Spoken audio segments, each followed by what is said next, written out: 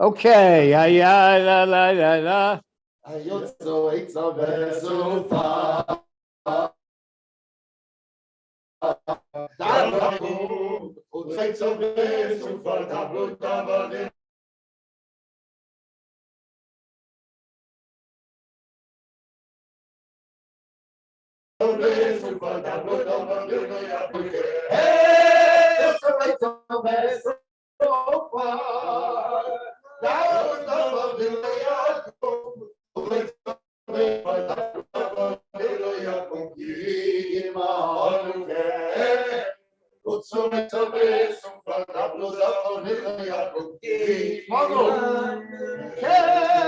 There's some chips also around if you want.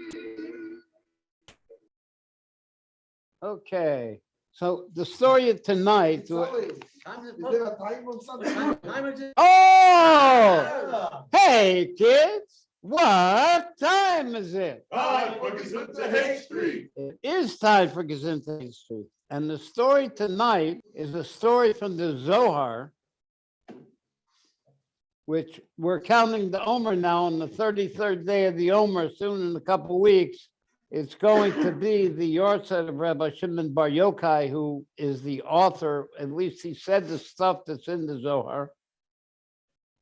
So we're doing a story from the Zohar. The Zohar relates that once Rabbi Chia and Rabbi Yehuda were walking and they came upon very high mountains.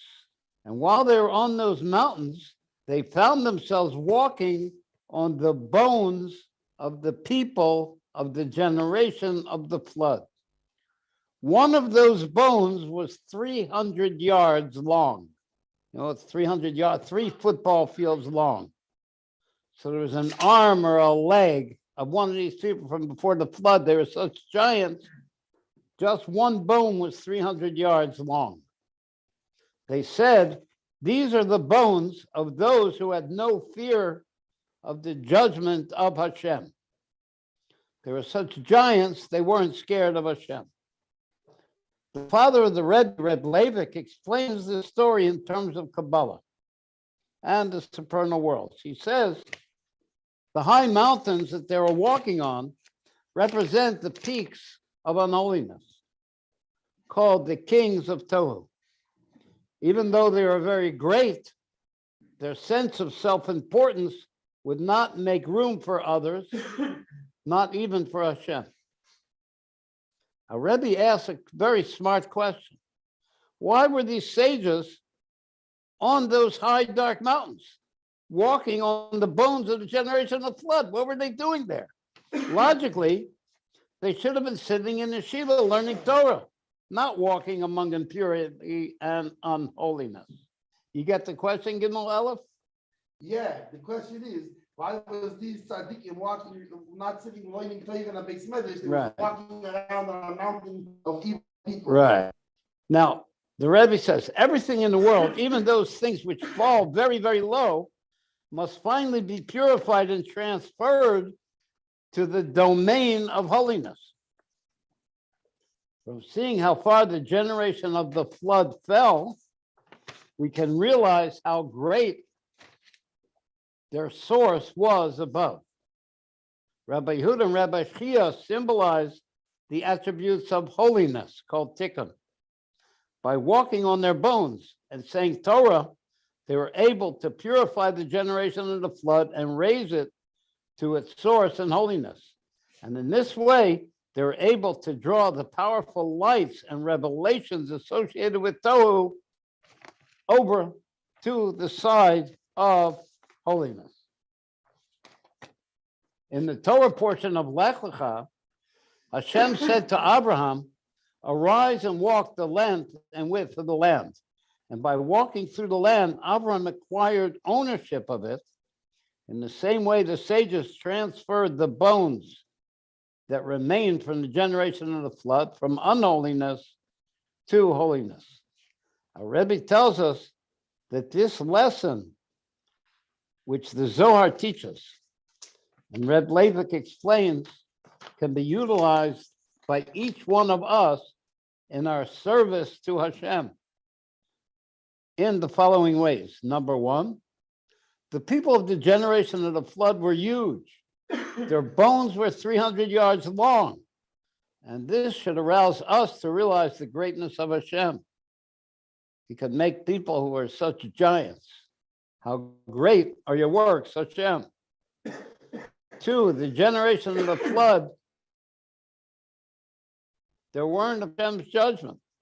We must learn from their example to be in awe of Hashem and bend to his will. How awesome are your works, Hashem.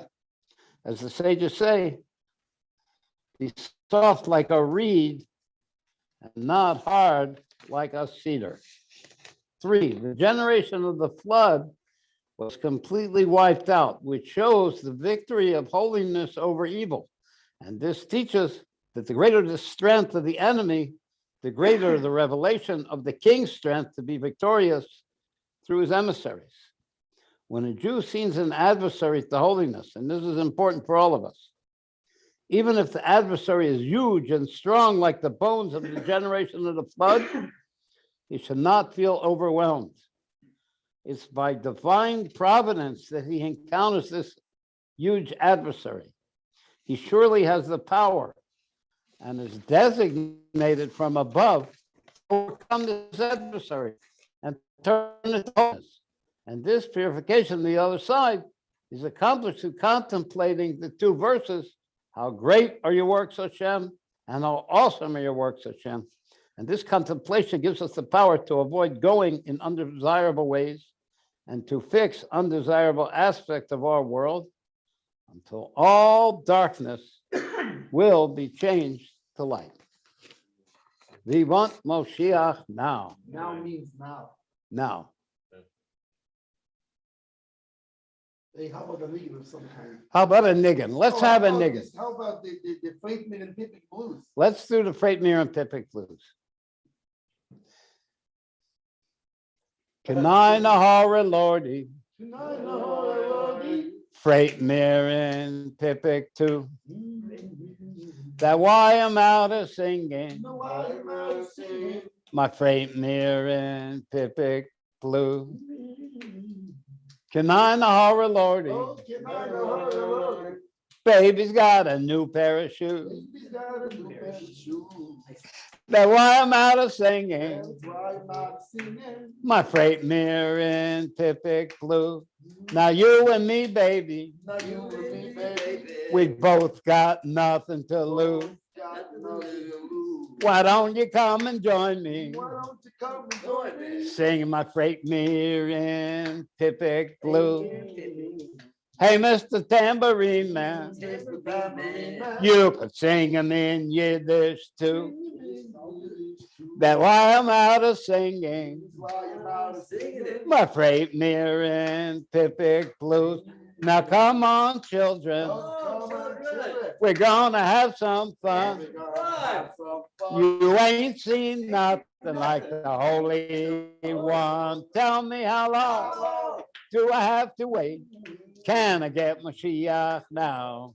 Or must I hesitate? Hit it.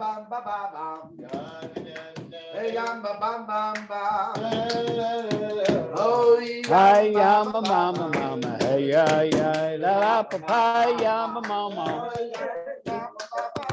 Hi, yeah, yeah. Hi, yama, mama, mama. Hey, yeah, yeah. Tell me how long do I have to wait? Can I get Mashiach now? Or must I hesitate?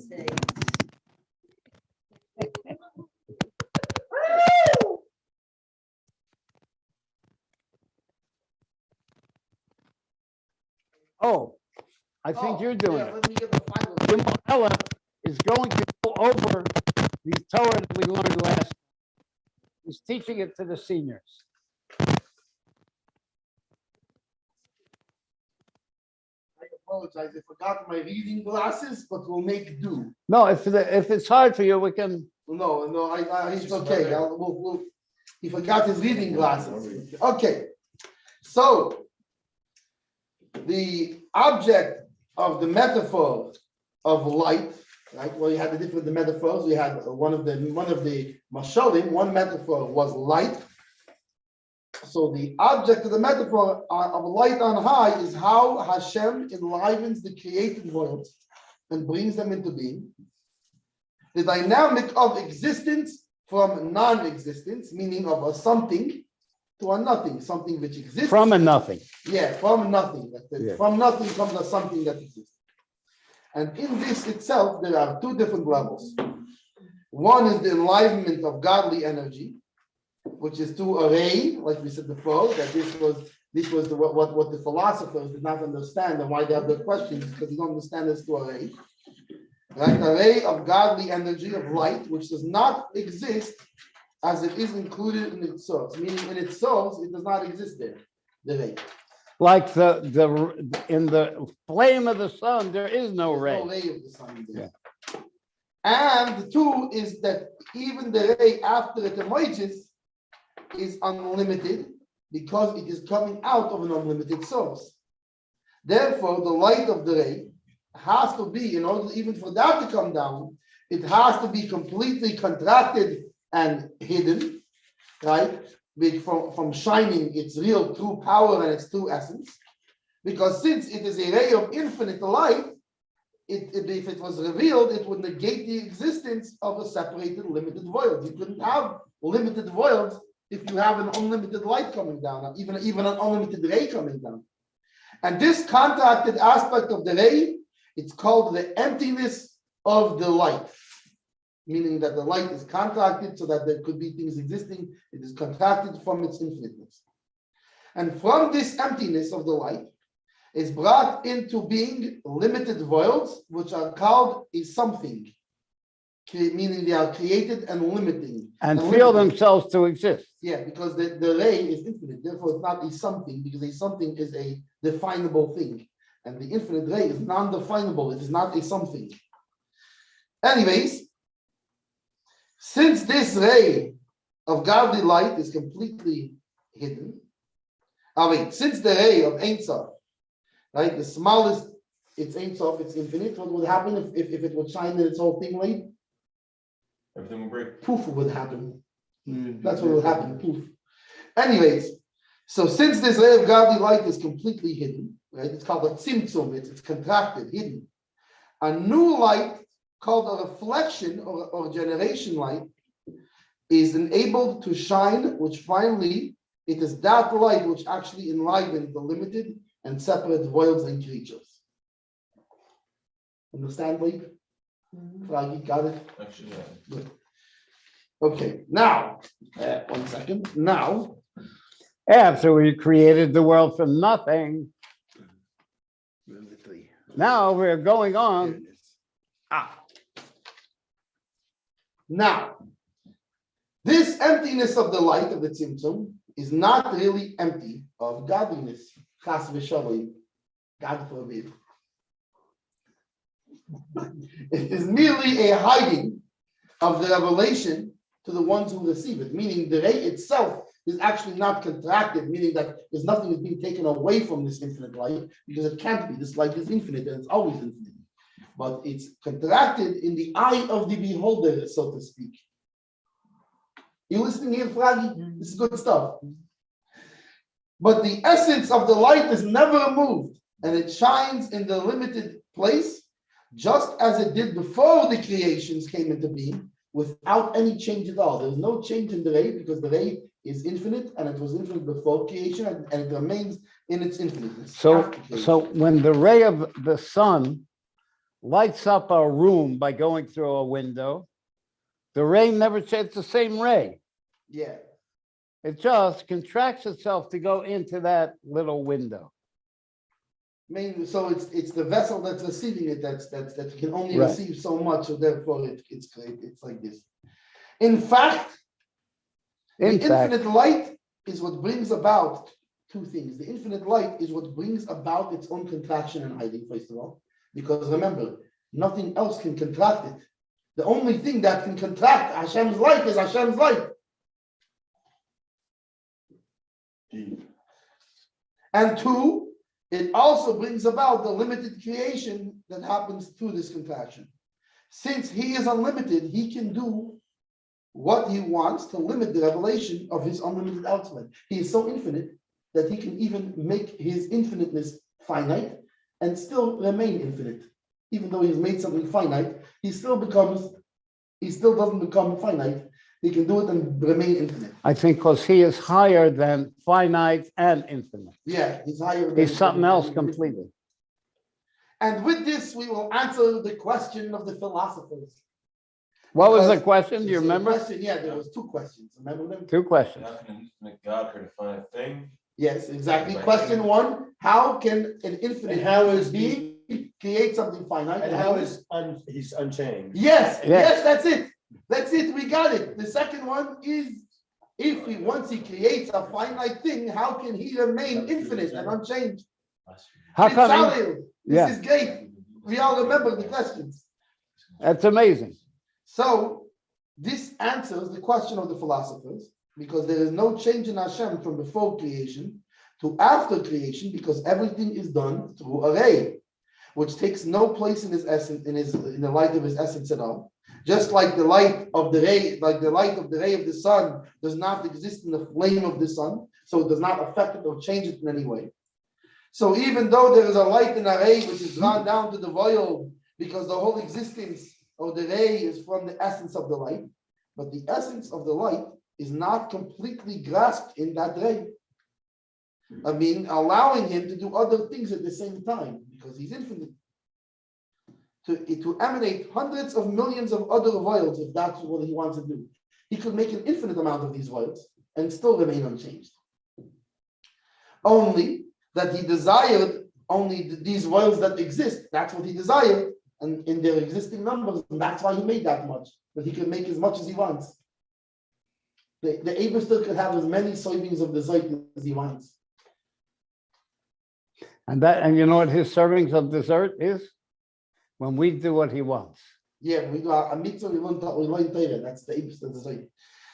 And not only that, I read this interesting thing that when Mashiach comes, we are going to be eating that dessert with him.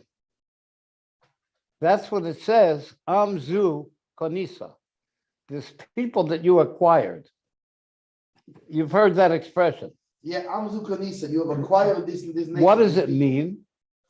When It's in a Uzziah. Kohen buys a slave, when he acquires a slave, the slave is now allowed to eat truma because he becomes one essence with the Kohen. So Nice. too, Hashem buys us, so to speak. He acquires us. And when Mashiach comes, we're going to share his meal of infinite nachas that he gets from us. And that meal is called lechem feneg, What does that mean? a special kind of bread that's going to be when Mashiach How's it comes. spelled? Spelling? And I once asked Mr. Hach, the old Mr. Hach, what does this mean, lechem feneg? And he told me it's Lashon Tainug. Oh, interesting. Like Fennig, like Tainug. So there's this Tainug the Eibusher gets from us, and Mashiach comes, we're going to share that infinite Tainug. How's that spelled? Feneg, Pei, Nun, Gimel, and sometimes they pronounce it as Pong. I heard people pronounce it as Pong, and I heard it pronounced as Fennig. There's gonna be pang bread and beer pang. And that Pong bread is not going to be a physical bread. It's going to be the Eibusher's Tainug that we're going to share with him. It's going to be pretty cool. Yeah, it's very cool. That's because we call it good eating. Only that he desired this world in the existing number. And the proof is that even as things exist now, we see that Hashem can do 2 opposites in one time. Where do we see that? For example, in Egypt, in ancient Egypt, Hashem at midnight, he cured the Jewish people and he killed the firstborn of Egypt. Right? Or even like a ray of the sun, right, can blind somebody who looks directly at it. but it also brings light to a dwelling through a window. That yet it's the same sun. And the sun is not this. You act because you was looking at the blinding sun. You wasn't looking at the lighting sun. It's the same sun. Same son. That's both of these things. So even though he is causing the action of the ray, at the same time he's completely separated and removed from it, just as he was before emanating the ray, right? So he hasn't changed at all, because even though he is making the ray do what it do, but still it doesn't affect him. He's removed and separated from him, with no change at all. Like it's maybe like when we see somebody in a telescope, they don't change, and in fact, if there's 7 people looking at them in a telescope, they still don't change. Right, and they can be doing something, whatever they're doing, it doesn't disturb them that I'm looking in my well, unless they know about it, then maybe it disturbs them. But until they know about it, it doesn't disturb them. I think we can understand it. Like, for example, when you're watching the Rebbe on the video, Yeah, you watch. he's at home, he doesn't change at all. Right, the same thing. Mordechai, where'd he go? The ghost guy. Therefore, the one who projects the ray can be doing other things at the same time. So it's understood that with all the many effects, right, that the ray have, but the one who's projecting the ray does not change, and he remains separate from all of these actions that he's doing. Right, so that's the answer to the Philosophy. to the philosophers. That's one of the answers to them. That's the answer to his second question. That the creation is something from nothing. Yeah, but Instead of something from something. So, but this is the answer to why he doesn't change, even though he's changing a limited thing. Yeah. Which is funny to answer the second question first, but that's what he does. Well, we figured we was already holding by the second question. Might as well start there. Okay. Anyways, the answer to the first question, which what's the first question? The first question is, how can an infinite thing make something limited? Is the creation is done through a contraction and a hiding of the unlimited, which causes a gap or a jump from the unlimited to allow a completely new flow, which is a limited flow. Right, the flow is only unlimited, and then there's this contraction which allows for there to now be a limited flow. This is not like the muscle, the allegory of the actor in the act, right? Because by us every act is limited. So by us, the actor in the act, both the actor is limited, and the thing he's acting with. In other words, if a person is throwing a rock, the person is limited and the rock is limited. You know, the person can only throw this rock, and this rock is only this rock. But by Hashem, when he's the actor in the act, it's different. Because Hashem is infinite. Not just in the limited sense of infinite, of only infinite outspread, like the philosophers are thinking, that he can only be infinite. Right? And there, but really, that's limiting. If I can only be infinite, that's limiting. That I'm not really unlimited. But infinite in the sense of also being able to hide and pull back that infiniteness if he wants. That's how infinite he is. He's so infinite that he can pull that back. He can make himself limited, and not only that, he can still remain infinite. And then That's a good point. So, and understanding this will allow us to grasp the unity of Hashem with the light. Do I have this? Or I have it. That fills all worlds. With the light that fills all the worlds, which by definition is limited to the world and the creature that's enlivening, because it's the light that does what? It fills the worlds. It's limited to being a light that fills the limited worlds, right? And it's limited because each thing that it's enlivening can only handle so much. So if you want to enliven them and not explode them, then you got to, then by definition, this light that fills the worlds has to be limited and measured according to the thing it's going to go into. Right? Like, for example, what happens if you take a light bulb, a 100-watt light bulb. Wait, let's see if you know science a little bit. Let's say I take a 100-watt light bulb and I put 1,000,000 watts to it. What will happen? How many Jews does it take to screw it in? 17. Okay. 17. I'll tell you, because one is holding the light bulb, right? And there's another 6 people argue about if he's doing it right. There's 10 people davening for all of them. So what happens? Let's see if you can guess. Well, can you guess what will happen if we take a 100-watt light bulb? Yeah. And we put 1,000,000 watts of energy to it? Well, you're gonna have. Yes. Goodbye, light Good bulb. answer. Die gesund. 9,990,000 watts going all before. Yes. It's which makes a big mess. So, Then that's when your wife says, "Oh, honey, the hair dryer. I was using the hair dryer. Can you fix the switch? Go down. Yeah, go down and go down. to the break. Her hair is sparing up. 1,000,000 watts. There's no hair left to dry. Anyways, it is he, because nevertheless, the light is only limited, right? So we know it has to be limited. It's infinite. The light that fills the void, therefore, must be limited in order to make all these limited beings. However, the light is only limited by the one who emanates that light, right? He is the one who emanates the limited light, but he is infinite. It is him that hides himself, because after all, nobody else can hide him. First of all, ain't nobody else around to hide him. And second of all, he's the only one who can hide himself. So it is he who hides himself to allow and bring out a limited revelation. Therefore, the infilling light, meaning the light that fills all the voids, right? Its real being is really the essence of the light itself. In other words, really, it is not a limited light and there's a him, but really it's all him only. And this is a tight explanation of nothing to something, right? The first one is that how Acharei is non-existent. It's a nothing in the flame of the sun.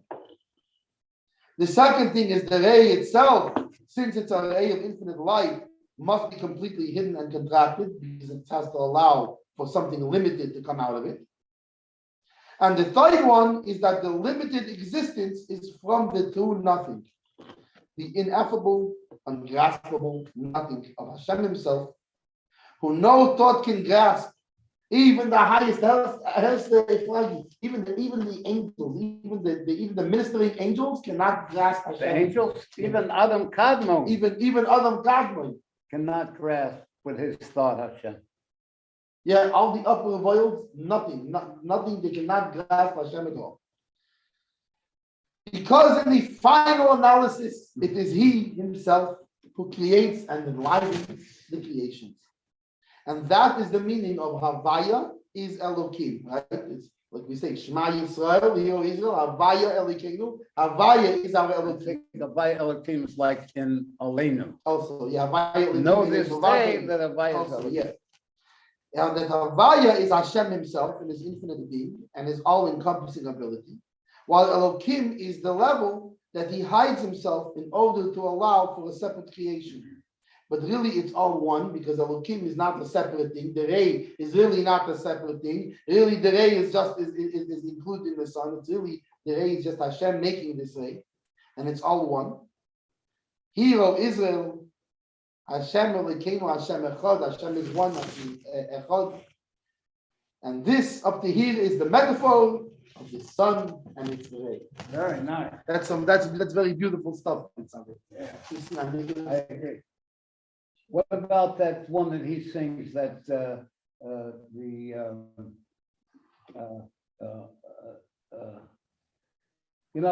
Tshuva, the Tzaddik? Yeah. Oh, no. You don't like that one? No, I do like that one. Oh, Oh, wait, get my notes over there first. okay, get in there. Get the notes. We need the notes. So I'm just gonna move over this way. You know what I'll do? I'll sing one note so until you hit the stop, and then you tell me where the wow. Is this any of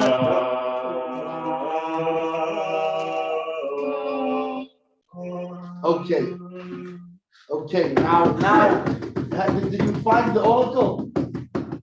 Oh, Hello, hello, hello. Here's your set on top of me. there you have.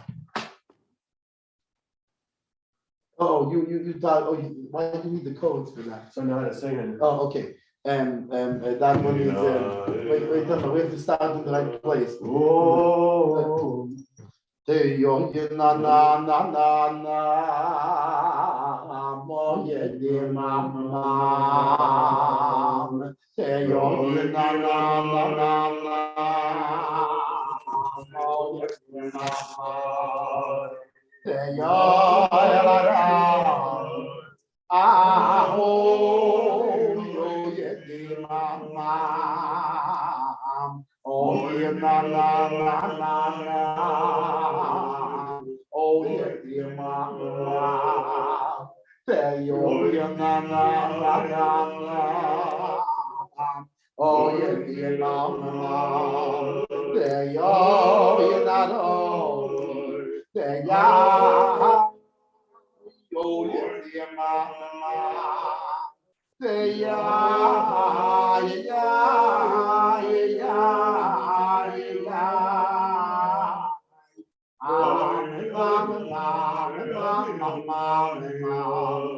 Hey ya ya ya ya ay la la la la la oy ay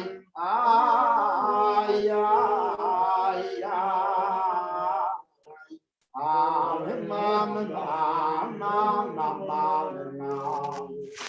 yo you know yo you mama yo you know ya ya ya oh you know yo you mama oh you know oh you mama oh you know oh you mama oh you know oh you know ah oh you mama there ya you know ya ya ya oh you mama oh you know oh you mama oh you know oh you mama oh you know dear mama oh you know oh you know dear mama yeah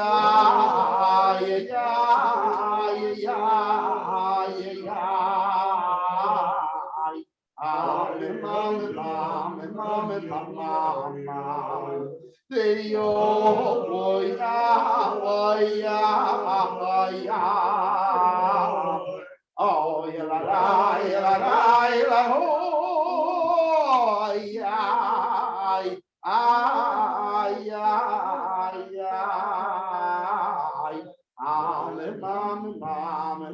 mama yo you know ay oh yeah the mama. All right. Yes, Marvin. Oh no! Surprise appearance! My bad, Wait, we have to play my music before I walk in. Dum da dum dum dum dum dum da dum. There we go. That's better. Hey, Rocky, how's it going? Hey, Hey, you doing? It's Sally. How's it going, everybody? Hi, Marvin. I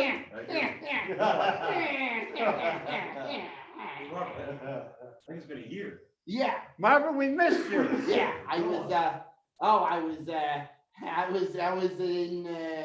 in a, let's just say I was in a Slavic land giving advice to someone. Marvin? You know what? I want to talk about something though. I hope my boss isn't listening now because because I get paid to make people do and think about bad things. But sometimes you need a break from work. I mean, I think the Acharei business should become unionized a little bit. I need a break sometimes. So I want to talk about the idea of Betzalel. I was wondering about this. I was reading, and in this week's parsha talks about that a Jew is holy and he has to be holy because Hashem is holy. Well, why does a Jew have to be holy just because Hashem is holy? Well, a great question. You thought that up, Marvin? Well, yeah, I was reading it, and that's the reason that he gave in there. I was, I am the Acharei, but I do chitas for crying out loud.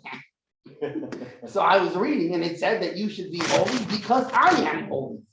And I was thinking, well, but what does one have to do with the other? Just because he's holy, that's the reason that we need to be holy? Do you have an answer to that one, Marvin? Well, yeah, I kind of looked it up. I took the liberty of looking at a little Likuti Torah, and you see, it's because that really that the Jew and Hashem is not a separate entity. Huh? As it turns out, get this, Froggy. As it turns out, Hashem sent a Jew down here to do mitzvahs. But he sent a piece of himself down here to do the mitzvahs, and that's how he reveals himself down here in this world, is by those mitzvahs that we do. And he takes a neshama, which is a piece of him, and he puts it in a body. This is a pretty nice one right here. And he puts it in a body, and then that body he needs to do mitzvahs with that body. So he makes Hashem's holiness go down into the physical. So that's why Hashem is saying because I am holy. And you're part of me that I put down here to bring that holiness down to the world. That's what I came up with. Well, it wasn't really my idea. There may have been a little Alter Rebbe involved. Well, it got you back on the show. Oh yeah. Well, I figured, you know what? Maybe it's time I got back to being holy during my break time. Yeah. That's a good one, Marvin. Yeah, hey, how you doing, Ronnie? It's good to see you. Good to see you too. Yeah, you're looking good. Thanks. Yes, they're on the same team, Marvin. Oh, I know. You looked a little tan, Marvin, like you were in the golf course. The golf course is a great place to influence people to do stupid things. I see. Because they've already hit themselves in the head with a golf ball, so. It's much easier to get the Ruach Shtusin when there's a pre-existing hole. A Lachen cup. A Lachen cup, exactly. When there's a Lachen cup, you don't have to start drilling and hacking. I like easy work. Then all you do is put the stupid top in there, walk away, and collect the paycheck. But plus, I play a few rounds of golf once. I am a king after all. Yeah. Oh, smashed your window again.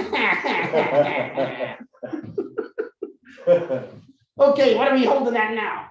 What do we got? A sign-off thing or something? With the what? Are we at the sign-off song? Where are we holding? I'm ready whenever you're ready. I think we got to count something. Oh, do we need to count the Omer? Oh, so who's going to count it? Both together or? Oh, no. Oh, Every single week last I can count the Omer. This guy behind me didn't make the bracha. He had to count the Omer yet. Wait. Did you count the Omer today? Oh. You You get upstaged every time, Lake. That's great. Once Marvin comes on. Okay, here we go.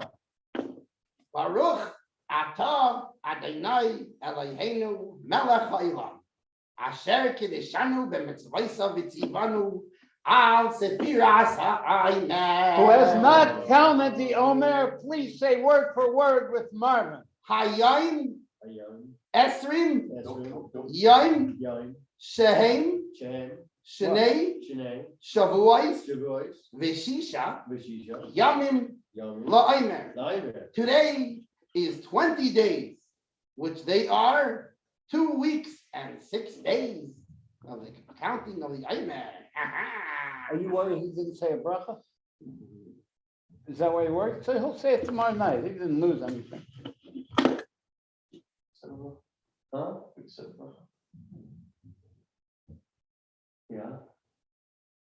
We're trying to bring brachas in the world. What do you want from You didn't say it. Yeah, he said, did you say the bracha with me? He said the bracha with me. So, but he said Amen to Well, the he said bracha. the bracha with me anyway. He did. Yeah. Oh. Okay, ready? Are you ready to sign out? Gezintahait, Gezintahait, Gezintahait, my friend.